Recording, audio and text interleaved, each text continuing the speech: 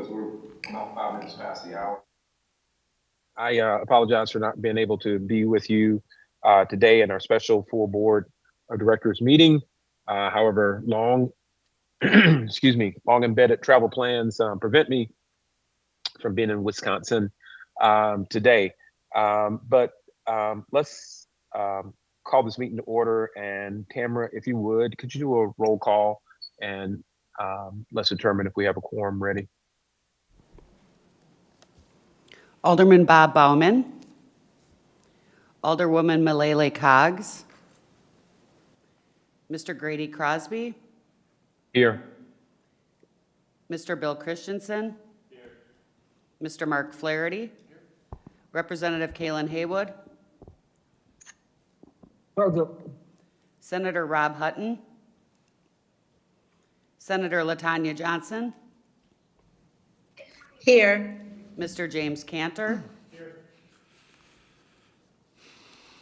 Ms. Kathy Colton Blumenfeld. Present. Mr. Greg Marcus. Here. Mayor Dennis McBride. Here. Alderman Jose Perez. Present. Mr. Gerard Randall. Here. Representative Jesse Rodriguez. Mr. Omar Sheikh. Here. Ms. Liz Sumner. Here. We have a quorum. Very good. Thank you all. Hey, I'm going to remind you just one more time that since we're using the push to talk mics in our session today, for those online to be able to hear, you need to activate your mic. So please just continue to be mindful of that. So hearing that we have a quorum, we're going to move into a closed session for discussion. As you know, the board may convene in closed session pursuant to Wisconsin statute 19.85(1)G to confer with the district's legal counsel who is rendering advice concerning legal strategy with respect to employment-related litigation in which the district is or is likely to become involved. The board may convene in closed session pursuant to Wisconsin statute 19.851(b) to consider dismissal, demotion, licensing, or discipline of any public employee or person licensed by board or commission, or the investigation of charges against such person and the taking of formal action on any such matter, provided that the public employee is given actual notice of any evidentiary hearing which may be held prior to the final action being taken and of any meeting at which final action may be taken. CEO Marty Brooks has the right to demand the evidentiary hearing or meeting to be held in open session, and we're about to go into closed session to discuss that. So let's entertain a motion for closed session. So moved, McBride. Is there a second? There was a second. Is there a second? There was a second, Gerard Randall. Okay, thank you. Having a motion and a second to move into closed session. Is there any further discussion? Hearing none, all those in favor indicate by saying aye. Aye. Maybe for better communication online, are there any objections? Any objections? Hearing none, let's move to closed session. I see the room is beginning to clear. Joe and I see Dennis at the front table. Let me know when we're ready to begin our closed session.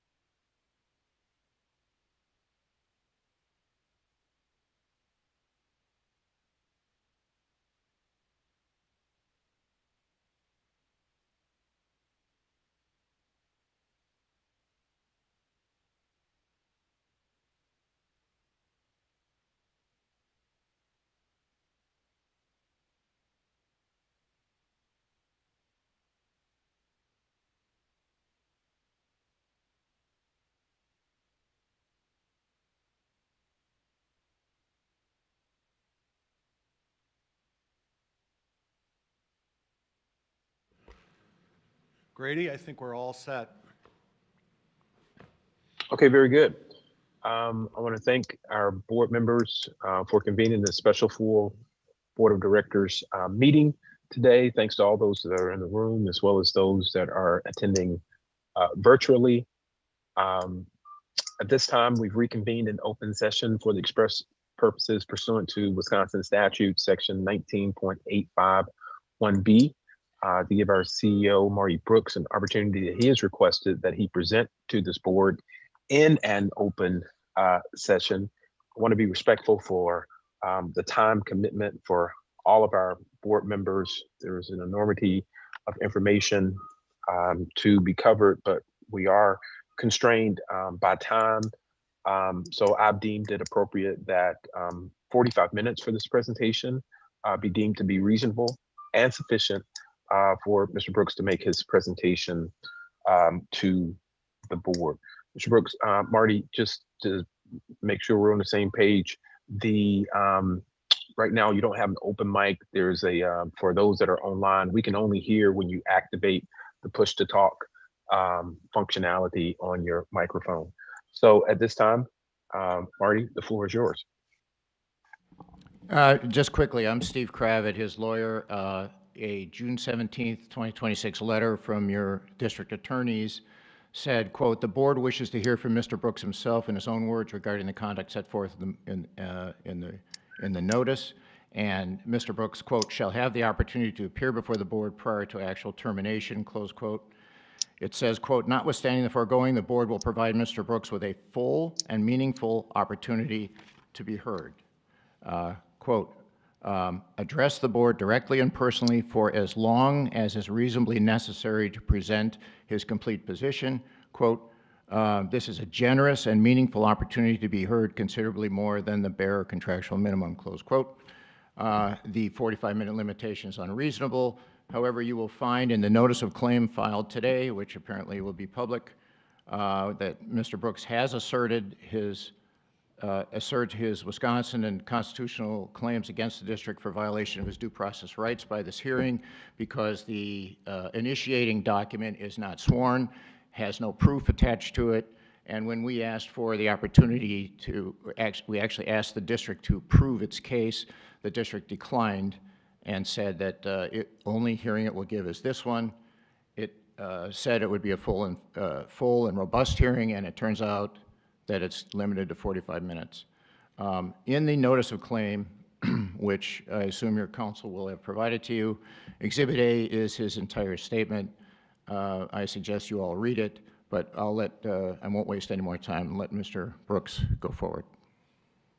Thank you, Mr. Kravitz, for noting your appearance. And again, I'll just reemphasize the fact that we do feel that the time that's been allotted here today is a generous amount of time for Mr. Brooks to make his presentation. Marty? Thank you. Before I get started on my prepared text, I'd be remiss if I didn't do the most important thing, which is for me to thank the leadership of the WCD and the staff.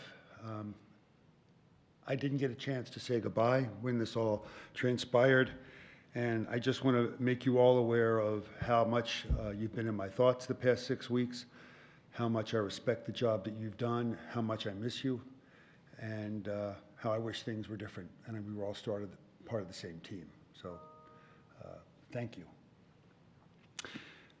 Good morning, my friends and former friends. It has been my privilege and honor to be your president and CEO for the past 8+ years. The success of the district, and in particular, the phenomenal effort that produced the Baird Center, is the crowning achievement in my long career in sports, event, and venue management. 2 weeks ago, the Baird Center won the top industry award from the International Association of Venue Management, the 2026 Venue of Excellence. This accomplishment, on my watch, due to my efforts and leadership, has gone unreported amongst the political maneuvering of this board for the past 6 months to downplay my role and terminate my employment. This board has shown its cards. Find any way, no matter how flimsy, to breach my employment agreement and pay me nothing.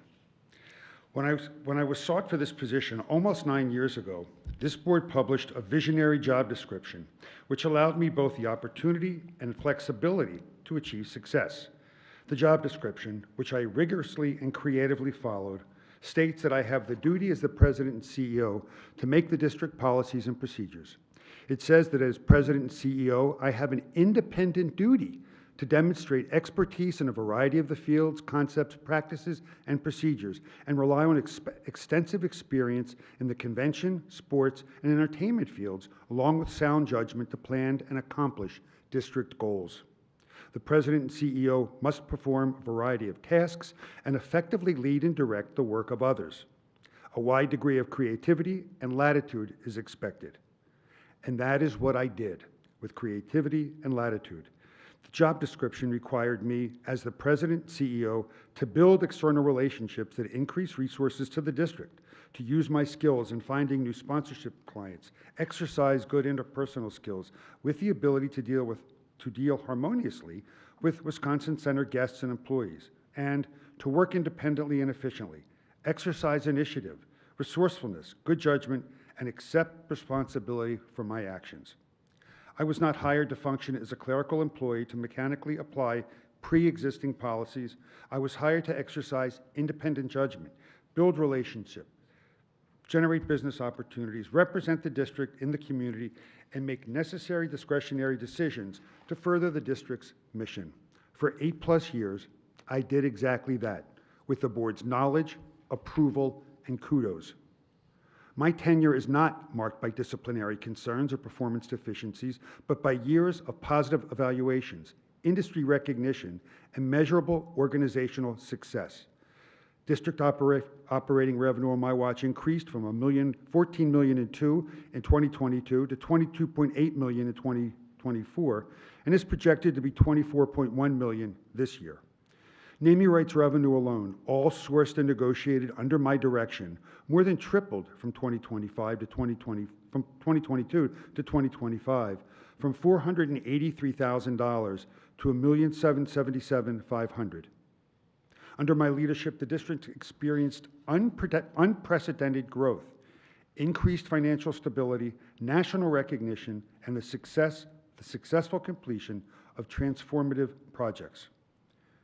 When I first joined the district, I inherited a mess, of which many of today's board members were a part of. The organization was an overlooked, forgotten relic of the past. Employees and departments operated in silos, completely disconnected from the city itself. Any resemblance of an employee culture did not exist. People joked that the motto of the district staff was, "We're not happy unless you are unhappy." I set out to change the culture, break down those barriers, and guide the district into the future. I issued employee engagement studies, which routinely provided management with direction on what issues were most important to our employees.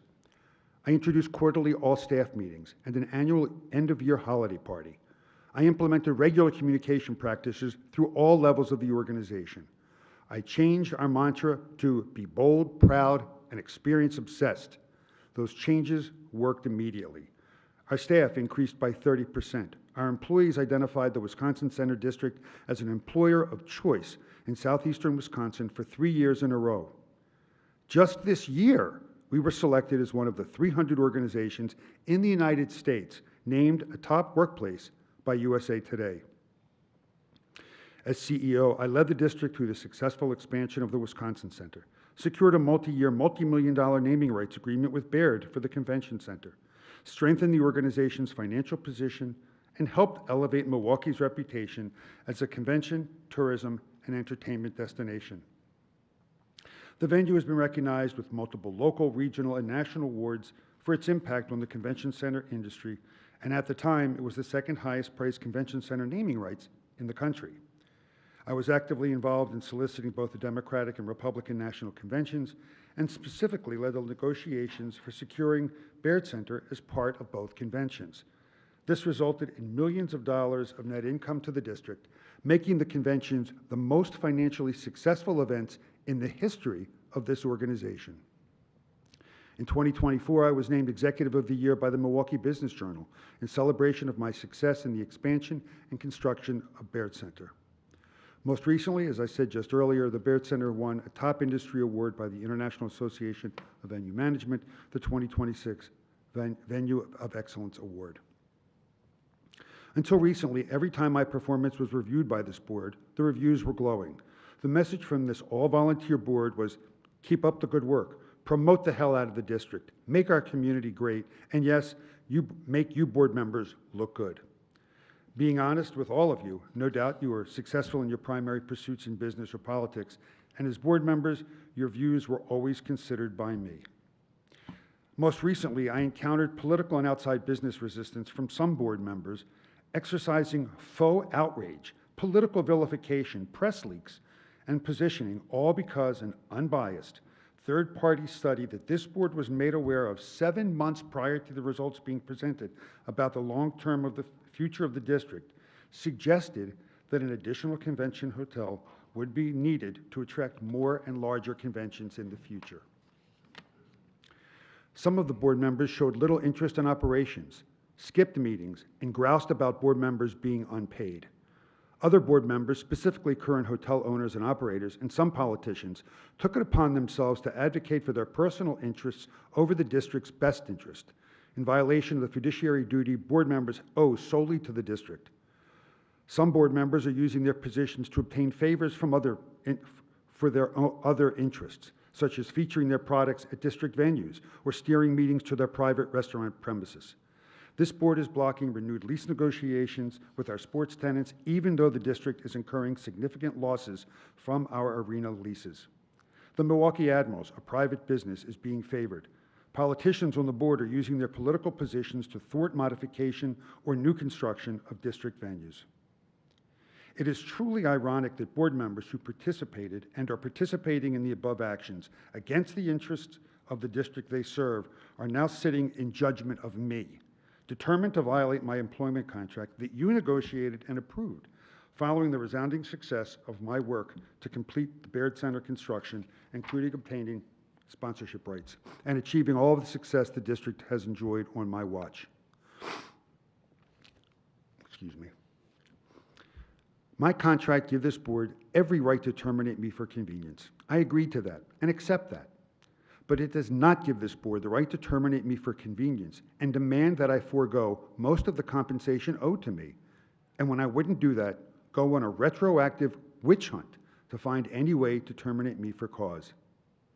That cynical effort has cost the district so far legal and outside public relations fees to the Hush Blackwell firm and others of over $650,000 of unbudgeted funds. That amount was incurred, to my knowledge, only up to the time I was removed from accessing my WCD computer. The costs are mounting, and it will cost the district as much or more to pay the district lawyers as it would just to have abided by the contract termination for convenience and pay me what the district agreed to pay. This sorry state of affairs will now be and is public, and to my regret, because I love this community, the hardworking district employees, and really want the district to be even more successful.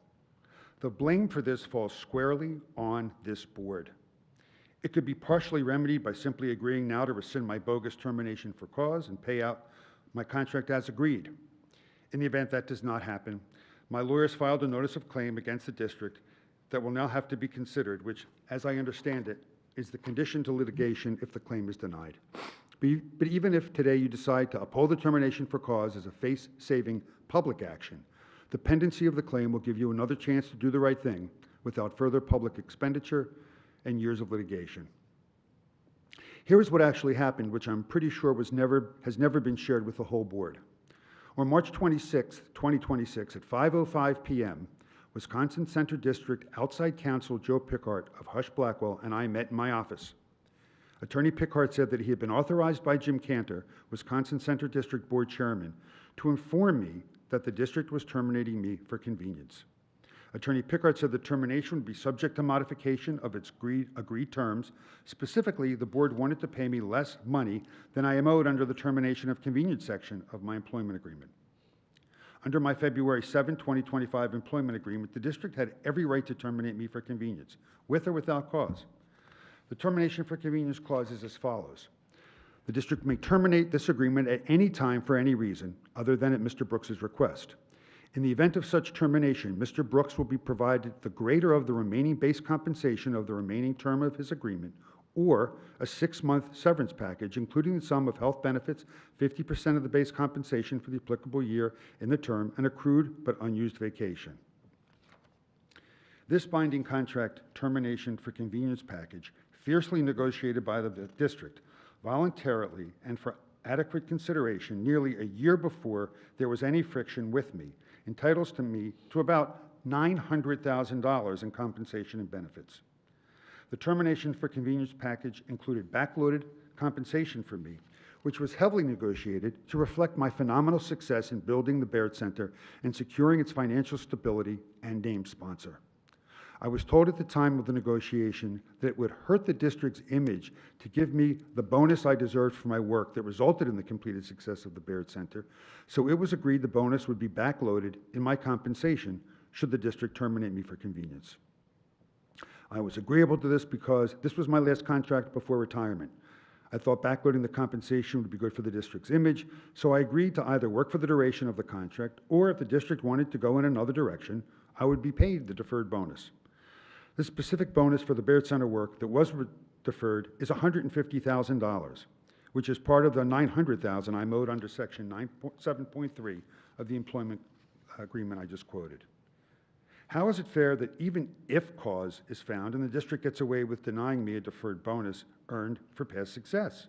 The district was so eager to get rid of me without paying me anything that in bad faith, the board instructed their counsel after the fact of terminating me for convenience to look for ways to terminate me for cause. This drawn-out, bad faith public exercise leaked at every step intentionally to the press by Alderman Bauman and others to cause maximum distress to me and my family, resulted in one-sided, sensational allegations that in all respects but one are untrue, malicious, irresponsible, and defamatory. The one respect in which questions were after the fact legitimately raised involves small district credit card payments that in retrospect look like political donations to politicians who appoint or serve on the board. In no instance was any such donation beneficial to me personally. It was my mistaken belief that the district could, in a minor way, support its board and those who appoint board members. Altogether, the questioned donation amounts to about $5,000 over a period of years. I got no personal benefit from these payments and did not know they were forbidden. Since this came to light, I delivered my personal check to the district in the full amount of these mistaken payments. The district will likely double recover the funds because the politicians who received them are similarly refunding the amounts to the district. You can read the reasons set forth in my notice of claim filed today that none of the district allegations for termination for cause meet the criteria set forth in the February 7, 2025 employment agreement, even if those issues had been brought to the attention of the district before the board went on this witch hunt. For cause termination under the language of the agreement and Wisconsin law requires far more than disagreement after the fact about what is a business expense where there is no personal benefit, no stealing, and no fraud involved. The district is a marketing organization with the charge to obtain convention and other temporary tenants to use the Baird Center, the UWM Panther Arena, and the Miller High Life Theater. Publicity and other expenditures to do that marketing are commonplace and expected. Add to that the district's criteria in the job description for president and CEO. The job I was hired to do was to be completely in charge and use great creativity and latitude to encourage business development. The board can, after the fact, argue that some expenses were too much, but that was in my discretion, which I exercised at the time. All such expenses were booked, no cash, were audited, and never questioned. Never. The opposite is true. I was commended and awarded bonuses for the huge surge in business and visibility that occurred on my watch due to my efforts. Back to the Joe Pickard meeting on March 26th.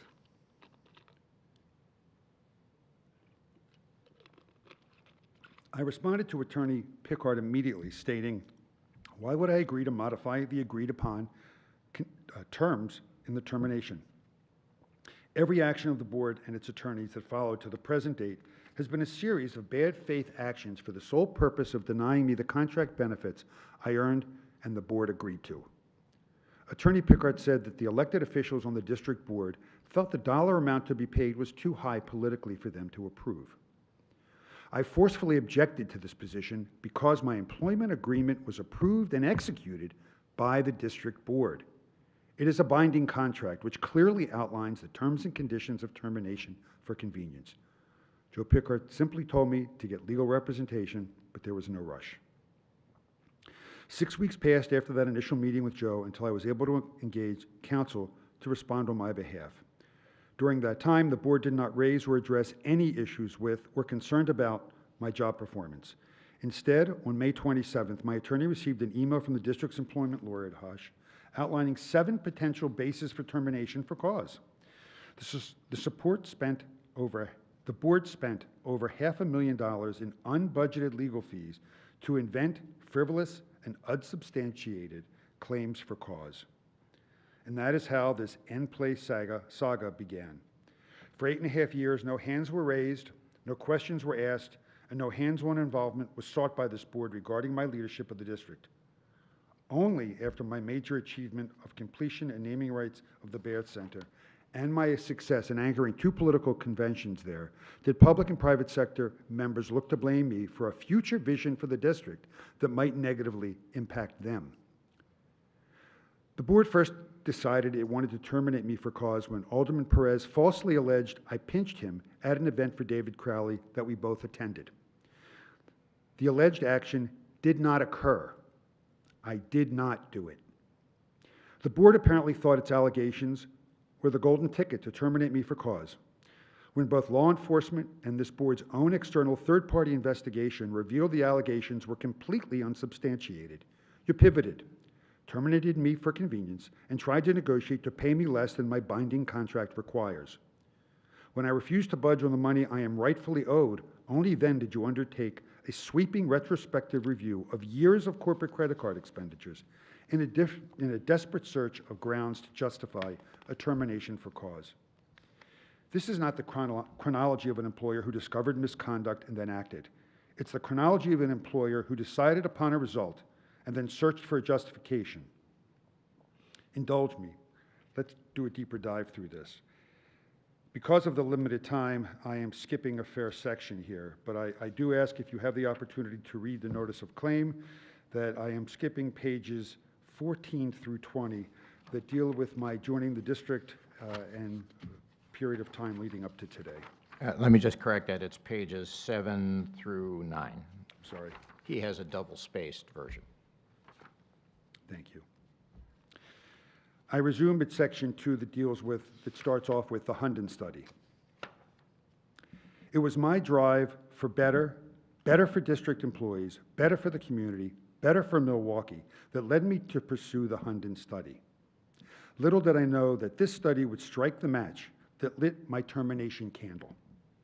To provide information to assist me in developing a negotiating strategy in connection with new lease agreements with the University of Wisconsin-Milwaukee and the Milwaukee Admirals for their use of the Panther Arena, I commissioned the Hunden Highest and Best Use and PC Sports 20-year capital studies.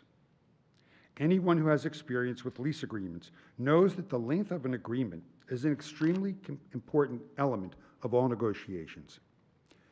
Both existing lease agreements predate my time with the district, and the Admiral's agreement is structured such that the district loses $300,000 to $500,000 per year. These agreements were in desperate need of change. The studies would provide information that identified what capital and maintenance expenses we would anticipate for the Panther Arena and Miller High Life Theater, 76 and 116 years old respectively, so that we could find a sensible length for a new lease agreement. In the wake of the new convention center, the studies would also reveal what offerings our competitor cities have that could generate new business for Milwaukee. The study professionally gave us the information we sought. It turned out that information was problematic for board members. In their quest to find cause where there is none, the board alleged that instead of an objective strategic planning exercise, the study was a vehicle by which I would arrive at my predetermined conclusion that the Panther Arena should be demolished and a new convention hotel be constructed in its place. They felt this was partially evidenced by my disclosure to outside stakeholders of the study's anticipated conclusions the day before it was presented to the board in January of this year. Any suggestion of such a predetermination by me is preposterous. The day before the study was shared with the board, I did share the results with both Gary Witt of Pabst Theater Group and Amanda Braun of UWM. I did so strictly as an expression of goodwill, as the media attention brought to the study in the fall of 2025 by Bob Bauman's commentary in the press declaring the theaters and arenas' imminent demolition caused quite the stir, and I promised them they wouldn't be surprised again. The Pabst Theater Group has done an incredible job bringing events into the theater. The media stories citing demolition were just fuel to the fire Live Nation was able to use in telling talent agents why their artists should play their new building instead of the Miller High Life Theater. If I had predetermined the outcome of demolishing the buildings, why would I have offered to share the results of the study with Gary and Amanda back in September of 2025, knowing the study would not be completed until months later? The board was notified of the Hunden study in May 2025. 6 focus group sessions were held, which board members and others attended, including Jim Cantor, Bob Bauman, Jose Perez, Greg Marcus, Gary Witt, Matt Barringer, Peter Fagan, Harris Turer, and representatives of the City of Milwaukee, MMAC, Wisconsin Lodging Association, and GMC. What a surprise, the hoteliers on the board objected to a recommendation that Milwaukee needs another convention center hotel. What a surprise, the board chairman, who wants to do business with those same individuals, derails the presentation of the study to placate their concerns. What a surprise, city officials oppose the thought of any potential development until they know they are going to get their piece. What a surprise, at no time after the board was made aware of the study did any board member initiate discussions with me to discuss this further, express their concerns, or have me put the project on hold. Crickets. 6 focus group sessions held in July. Crickets. That is until September of 25, when Alderman Bauman finally decided to make news by preaching that I had predetermined plans to demolish the Panther Arena and Miller High Life Theater. Unfounded and fabricated lies. What did Bob Bauman do? He submitted an application to the Historic Preservation Commission to obtain protection status for these properties, the commission of which he is the board chairman. After unanimously being approved, it went to the Zoning and Neighborhood Development Committee for review, of which Bauman is the committee chairman. After that kangaroo court, the application was approved by the Common Council. What didn't Bob Bauman do? He never once approached me or spoke at a board meeting to raise his concerns. No, that would have been productive for the district board. From then on, I was ousted from all meetings regarding the Hunden study, unable to contribute to conversations about the work I spent months preparing. In regards to the Admiral's lease of the Panther Arena, I scheduled a meeting weeks in advance of the April 29th meeting date. Also included in the meeting were John Yingling, Joe Pickart, Kyle Graham, CFO of the district, and Brian Rakowski, Vice President, General Manager of the district. As the board chairman and I had agreed in March, we needed to improve the communication between the two of us. Specifically because negotiations with the Admirals had been delayed due to the attention the Hunden study placed on the arena, I wanted the chairman's input on changes we believed we should seek for the betterment of the district. At 6:39 p.m. of the evening before the meeting was to take place, Chairman Cantor informed me he would not attend and instead John Yingling would have his proxy. At the conclusion of the presentation, both Joe and John were overwhelmed how thorough the study's analysis was and how it unquestionably supported the need to make major changes to the existing lease. Apparently, they had been hearing a very different story about the lease agreement from the Admiral's owner. John indicated that he would meet with the chairman the following week and share his thoughts back with me. I expressed my desire to attend the follow-up meeting with the board chairman, but was not invited to attend.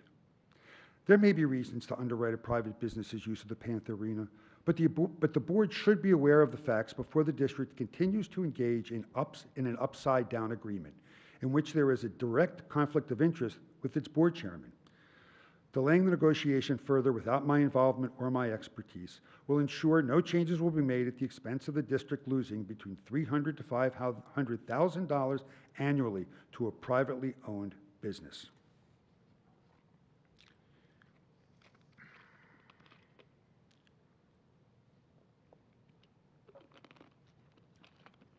Everything really changed after the allegations were made by Board Member Perez concerning an alleged incident at the October 25th fundraising event for Milwaukee County Executive David Crowley.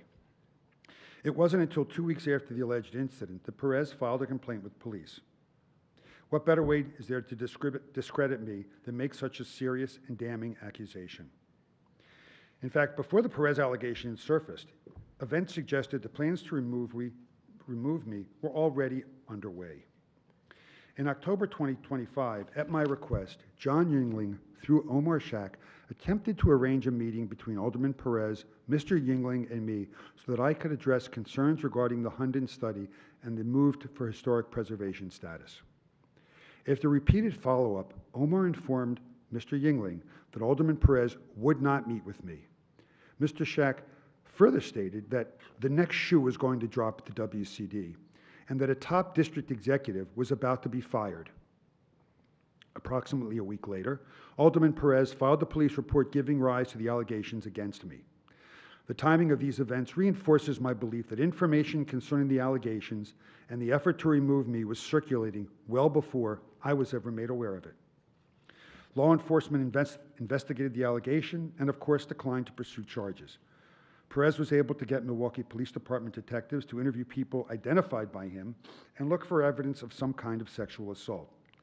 This ridiculous use of taxpayer resources aside, my lawyers and I have read all the police reports. There is no corroboration or witness other than Mr. Alderman Perez who supports this allegation, including the witness Perez told the police to interview. Perez did set up a recorded phone call to me with detectives on the line to try to get me to admit to some misconduct. That failed because I committed no misconduct. The police reports include witnesses saying Alderman Perez was laughing and joking, both at the time of this allegedly occurred and after the Bucks game he then attended and returned to the bar. The district retained outside counsel and conducted its own investigation. After the investigation by outside lawyers, Hash-Blackwell was to determine whether the allegations supported a termination for cause under the employment agreement. They did not. Despite this, 2 investigations and no charges filed, my reputation was irrecoverably harmed because of this false allegation of sexual assault. The media reports will live on forever on the web. I shudder at the thought of having to explain this to my spouse, my daughters, and my friends for the rest of my life. I categorically deny any misconduct, and it is clear that the antagonism to my position as CEO was part of Perez's motivation for making such a false claim. Sadly, it worked to get me terminated for convenience. If this incident had happened, and Alderman Perez cared at all about the district, he would have addressed me directly, either at the time of the alleged assault, sometime shortly thereafter, through an intermediary, or gone directly to the board. He pursued none of those options. He instead used his influence to get the MPD to try to trap me, and when that failed, make this a public circus and a path to my termination for false cause. Throughout the Perez investigation by the board, I was repeatedly told by John Yingling that no one on the board believed I did anything to Perez, yet no one spoke up in my support. After a leak of the allegation to virtually everyone in City Hall, an investigation by the Milwaukee Police Department, a review of the investigation by prosecutors in the District Attorney's Office, a declination to prosecute, and the results from external investigation into the allegation, the District's counsel failed to deliver on its directive to provide cause for termination. Hush reported to the board that the allegations would not support termination for cause under my employment agreement. That's when the board pivoted on me. Following the conclusion of the internal investigation of the Perez allegations, the meeting with Joe Pickard on March 26th happened. He informed me that the Perez allegations did not support a termination for cause, and instead he was instructed to terminate me for convenience, but not the full amount under the contract. Joe acknowledged that certain board members were reluctant to approve the compensation required under the agreement. Once the Perez allegations failed to justify a for-cause termination, the board faced a different problem: honoring the financial obligations associated with termination for convenience. Rather than simply complying with the agreement and honoring a leader who served the district for nearly a decade, the board initiated this costly, futile, and degrading effort to retroactively manufacture cause after the fact. I'm skipping a bit. The campaign against me culminated in a May 26, 2026 email from the district. The district advised that unless a resolution was reached by June 5, the board was prepared to issue a notice of termination for cause. Simultaneously, it imposed interim operational protocols that removed virtually every meaningful responsibility from my office. Although I retained the title, I was terminated, removed from office in all but name. Only then came the search for cause. After I had been stripped of all my authority, the district assembled 7 purported grounds for cause in a May 27 email. Those allegations did not identify newly discovered misconduct. Instead, they recycled matters long known to district leadership, disclosed to appropriate personnel, reflected in board-approved budgets, handled with the involvement of district council, or otherwise accepted without objection when they occurred. I responded through council in a June 4 letter that the district had already terminated me for convenience and was attempting to retroactively manufacture cause. The district's conduct up until that time confirmed that point. Rather than proceed as though serious misconduct had been discovered, the district immediately entered settlement discussions. By June 1, district council had proposed a settlement payment, demonstrating that we were already negotiating the final consequences of my termination for convenience before any formal notice for termination for cause was issued. It's worth noting that at that time, the district and its council maintained that I had not been formally terminated. That is a complete misinterpretation of my employment agreement. My employment agreement did not merely give me the title of president and CEO of the district. It vested me with the authority to direct and manage the district's business, supervise personnel, represent the district before third parties, and perform the executive functions ordinarily associated with the office. The agreement requires not only continued employment, but continued service in the role of president and CEO with the authority necessary to perform that role. The district's May 26 action demonstrated that it removed me from my position in every meaningful respect. I was directed to work from home and allowed to clean up my office. I did so. I was obviously expected never to return. Make no mistake, I was terminated for convenience. When settlement negotiations were underway without my knowledge or participation, the district launched an expansive review of years of corporate credit card records. On June 3rd, the district unveiled the preliminary results of that review and began advancing a growing list of expense-related allegations. The timing is significant. The audit did not trigger the decision to remove me from my position. The decision had already been made to terminate me for convenience, and I was already terminated. The audit came afterward. After the following days, the district pursued two parallel tracks. On one track, it negotiated with me regarding the amount it would pay to resolve the dispute, but for far less than required under its termination for convenience.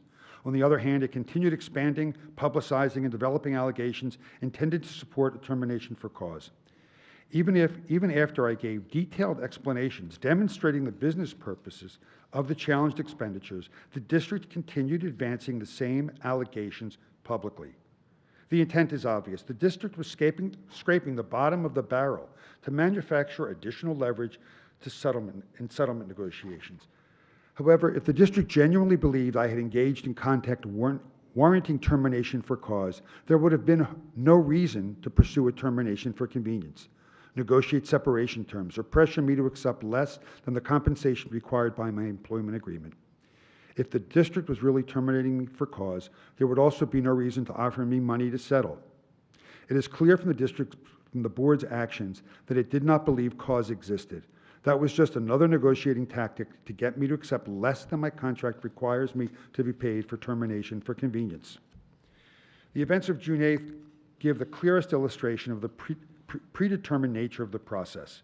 Before I was afforded any meaningful opportunity to challenge the allegations, the board convened a vote on issuing a notice of termination for cause and transmitted the formal notice to me and my attorney. That same day, detailed allegations regarding approximately $50,000 in expenditures appeared in the press, even though the underlying itemization was not given to me or my counsel. The district simultaneously expanded its allegations concerning political contributions and publicly amplified those accusations through statements made by board members and district representatives. This is not how you do business. Companies, organizations, and sports teams change top leadership all the time.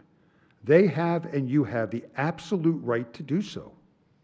So why spend over $650,000 in legal, crisis communication consulting, and chairman proxy fees to contest my termination for convenience, putting the reputation of the district under a dark cloud and distracting the staff from being focused on district's business? Is it worth it to fight a contract the district agreed to? Whether the board feels the law applies to them or not, a contract is a contract. Mr. Brooks, just wanted to give you a fair warning that you have about 10 minutes left in your statement. Thank you, Mr. Crosby. I'll skip to some other parts. I repeat the objection. This is hardly a fair hearing when you don't even want to hear what he has to say. Thank you, Mr. Kravitz. My employment agreement permits termination for cause only for specifically defined misconduct, including fraud, dishonesty, negligence, misrepresentation, moral turpitude, material failure to perform duties, or refusal to comply with lawful directives. It does not permit the district to terminate me for cause based on hindsight disagreements, personality conflicts, a declined or debunked false assault claim, exercise of routine business judgment, and engaging in marketing practices known to the district for years, but never treated it as misconduct. The district uncovered no embezzlement, no theft, no kickback scheme, no falsified invoices, no secret accounts, no reimbursement fraud, no self-dealing arrangement, and no diversion of district funds. Instead, after combing through years of expenditures incurred during my tenure as president and CEO, the district identified a collection of ordinary business expenses that were openly incurred, openly processed through district accounting systems, and openly paid by the district while I was leading the organization through the most successful period in its history. The expenses identified by the district fall into several familiar categories: employee recognition, client development, business promotion, community engagement, project completion recognition, professional memberships, office operations, and political contributions. None of these categories is improper. To the contrary, each reflects activities routinely undertaken by senior executives responsible for promoting an organization, maintaining stakeholder relationships, recognizing employee contributions, and advancing institutional objectives. Read that next paragraph. The district first focused on expenditures associated with custom Lego commemorative sets created to celebrate the successful completion of the Baird Center expansion. These were not personal gifts for me. They were custom designed commemorative items distributed to members of the construction, design, ownership representatives, project teams whose efforts delivered the most significant public project in Milwaukee in recent decades, and one was given to Chairman Cantor. The district publicly celebrated that accomplishment when it occurred, and now seeks to characterize recognition of those same efforts as misconduct. The district similarly challenged approximately $7,000 in furniture purchases from McNabb and Risley, insinuating that I had purchased personal furnishings with district funds. That allegation is false. The furniture was acquired for administrative office space associated with the Baird Center expansion project and was purchased as part of the project's broader interior design budget. The district possessed the records capable of confirming those facts before making the accusation. Likewise, the district identified approximately $12,000 in PayPal payments to an individual and suggested that these transactions were suspicious because they were made to a private recipient. Again, the explanation was straightforward. The payments related to the design and fabrication of the custom Lego commemorative gift sets. Supporting documentation and invoices existed. Rather than determine the purpose of the expenditures before drawing conclusions, the district first chose to accuse and only later to investigate after I directed them how to find and where the backup detail was. Milwaukee Athletic Association, I'm going to pass on discussing Amazon purposes. Keep going to where it starts here, the board characterized. Yeah. Criticized? This one here. The board characterized these expenditures as improper. Start there. Keep going. Skip. Okay. Yeah. The board characterized these expenditures as improper before giving me complete records, supporting documentation, or a meaningful opportunity to explain them. Even after I provided explanations, the board continued advancing the same allegations. The conclusion was predetermined from the outset, and what was supposed to be an employment investigation required under open records and closed meeting protocols not to be public. At the same time my counsel received the letter, Alderman Bauman immediately released the board counsel's allegation letter to the press. The letter has no proof, only allegations. How fair was that? Did you do anything to censure Alderman Bauman, or did you just tell him what a great job he did in savaging me? The board's investigation proves the opposite of what is intended. After reviewing years of expenditures, interviewing witnesses, retaining outside counsel, and scrutinizing virtually every aspect of my tenure, the board failed to uncover embezzlement, theft, fraud, self-dealing, falsified records, kickbacks, or any other misconduct remotely approaching the type of conduct that would constitute termination for cause. Its cause comes down to mistaken use of the district card for small political contributions and 2 overpriced pairs of shoes. The board is trying to recast years, I skipped several pages. This board is trying to recast years of accepted executive decision-making as policy violations. An organization cannot grant broad, open-ended authority to its chief executive, allow him to exercise that authority for years, benefit from the results, and then retroactively deny that authority once it becomes financially advantageous to do so. But this board is giving it a shot. There are more details in Section 6 of the Notice of Claim dealing district conflicts of interest that need to be investigated. It's a very lengthy section, which I will pass, but I encourage anyone who has an opportunity to take a look at this, as I've identified existing conflicts of interest that exist within this board. Go to, start here. The board has shown no interest. Keep going, keep going. We have about 3 minutes remaining, Mr. Brooks. This is absurd. This, Mr. Crosby, I have like 4 pages to go, double space, so I should be able to achieve that in 5. This board, Thank you. This board has shown no interest in examining those relationships as it relates to conflicts of interest. Nor has the board examined the broader culture of discretionary decision-making that existed throughout this organization. Charitable contributions, community sponsorships, stakeholder engagement, political relationship building, employee recognition, public visibility efforts, and business development activities have long been viewed as part of advancing the district's mission. The district itself benefited from those efforts for years. It now seeks to categorize those same activities as misconduct only because they were undertaken by me. Only I was targeted. Only I was subjected to an extraordinary retrospective audit of years of expenditures. Only I was publicly accused of misconduct. Only I faced an investigation designed not to terminate whether cause existed, but to create an argument that cause existed. This entire termination process has been handled by the board members who have no regard for the organization or its dedicated employees that they are supposed to be supporting. I am deeply offended by the way I have been and continue to be treated. I am nothing short of ashamed of how the board is treating our staff. The public perception of the district has been disgraced because of the board chairman and the board's refusal to honor a termination process they executed and approved in the first place.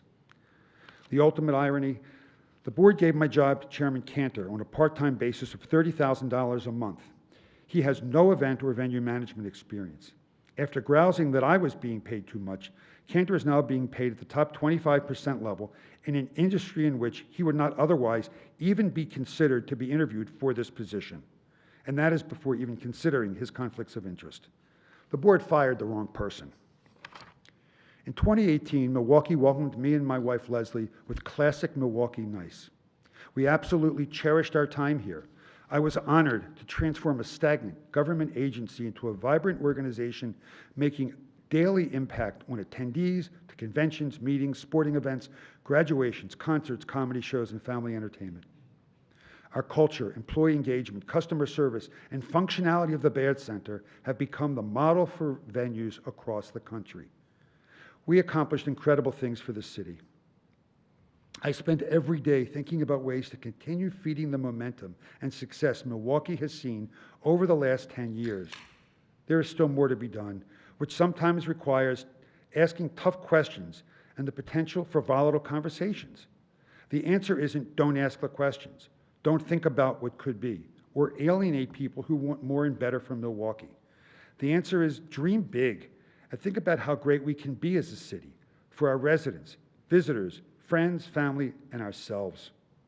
The board has every right to change leadership if it believes doing so is in the best interest of the district. The board directed its counsel to notify me that I was being terminated for convenience under my employment agreement. That was the appropriate contractual mechanism. Rather than continuing to search for grounds to justify a termination for cause after the fact, I respectfully ask the board to honor the agreement it negotiated and executed, honor its decision to proceed with the termination for convenience, and allow the district and its employees to move forward. I devoted more than 8 years to the Wisconsin Center District, and I remain deeply proud of what we accomplished together. Honor the contract, honor the termination for convenience provision the board itself invoked. Allow the district, its employees, and this community to move forward without further unnecessary expense, disruption, drawn-out court proceedings, and embarrassment. Thank you for allowing me time to respond. Thank you, Mr. Brooks, and we thank you, Mr. Kravitz, as well. I do apologize for the fact that we just have a limited amount of time. Time is a precious commodity and is limited, and we could not conduct this this presentation today absent some type of reasonable constraint with regard to the process. But we thank you for presenting as succinctly as you could today, and I do remind all of our board members that the full statement you can read through is contained as Exhibit A in the notice of claim that you received today. So at this time, I'm going to entertain a motion to move back into closed session. The board may convene in closed session pursuant to Wisconsin statute, section 19.851G, or even 19.851B, specifically as to 1G to confer with the district's legal counsel, who has rendered advice concerning legal strategy with respect to employment-related litigation, which the district is or is likely to become involved. Is there such a motion? So moved. Is there a Second. second? Any further discussion? Hearing none, all those in favor indicate by saying aye. Aye. Aye. Any opposed? Aye. We'll give some time to clear the room and move into closed session. Thank you.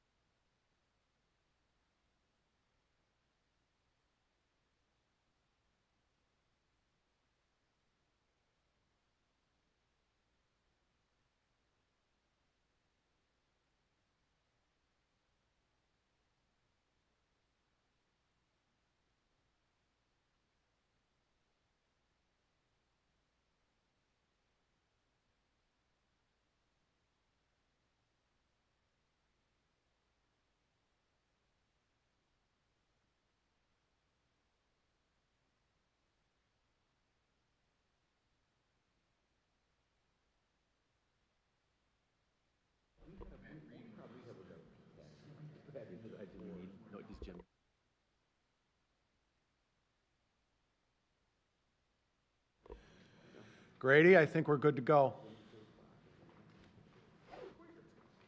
Very good. I'll gavel us back in for our open session or reconvening our open session. At this time, the chair would recognize, well, first of all, let me again apologize for not being there today again. As I stated, when we opened up today due to some longstanding obligations, I could not be there with you today. But the chair would like to recognize Director McBride for a motion. Thank you, Mr. Crosby. I move that the board terminate the employment of Martin Brooks as President and Chief Executive Officer of the Wisconsin Center District for cause, effective immediately, pursuant to Section 7.1 of the employment agreement between the Wisconsin Center District and Martin Brooks dated February 7th, 2025, based upon the grounds set forth in the notice of proposed termination for cause served upon Mr. Brooks on June 8th, 2026, and upon the record presented to and considered by the board, including Mr. Brooks's appearance before the board today. That's my motion. Thank you, Director. Is there a second? Second. So there's been a motion and a second for that motion. Is there any further discussion? Hearing none. Tamara, could you take a voice roll call vote? Mr. Crosby, do you want to announce the threshold? Certainly. That would be Go 9, back. Grady. That would be 9. The 9 is our threshold for approval. Absolutely. Alderman Bob Bauman. Alderwoman Malele Coggs. Mr. Grady Crosby. Aye. Mr. Bill Christensen. Aye. Mr. Mark Flaherty. Aye. Representative Kaylin Haywood. Senator Rob Hutton. Aye.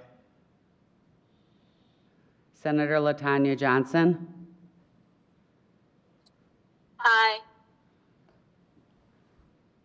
Mr. James Cantor. Secretary Kathy Colton Blumenfeld. Aye. Mr. Greg Marcus. Aye. Mayor Dennis McBride. Aye. Alderman Jose Perez. Abstention. I'll abstain. Mr. Gerard Randall. Aye. Representative Jesse Rodriguez.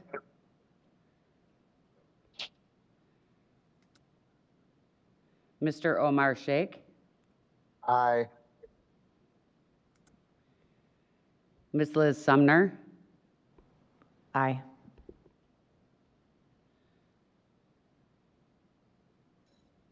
Motion passes. Thank you, Tamara, for that. I want to thank our board members for your time today. There being no further business for the Center District Board to consider at this time, it would be appropriate to entertain a motion to adjourn. So moved. Is there a second? Second. Been moved and seconded. We adjourn. All those in favor indicate by saying aye. Aye. Aye. Aye. Any opposed? Thank you so much for your time today.